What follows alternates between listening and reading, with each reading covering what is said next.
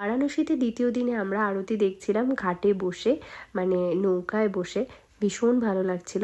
আমরা এখানে দিয়া নিয়েছিলাম আরতির সময়। বেসিক্যালি সবাই এখানে মা গঙ্গাকে আরতি করে দিয়া ভাসায় জলে। তো আমরা 4টে দিয়া নিয়েছিলাম। তো মা প্রথমে একটা ধরিয়ে ওখানে আরতি দেখিয়ে তারপর ভাসিয়ে দিল। আর আমি এখানে আমার একটা ফোন নিয়েছিল আমাদের নৌকার দাদাটা। তো উনি ভিডিও করছিলেন, আমি বুঝতেও পারিনি ভিডিও করছে নাকি। তো যাই হোক, উনি ভিডিও করাতে বেশ ভালোই হলো, একটা ক্লিপও পেয়ে গেলাম ভিডিও।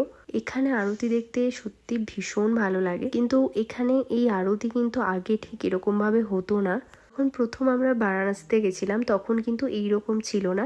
আরতি জাস্ট মাত্র একজন মানুষ দাঁড়িয়ে আরতি করতো।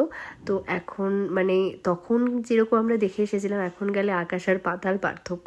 আর ঘাটটাও এত সুন্দর ছিল না।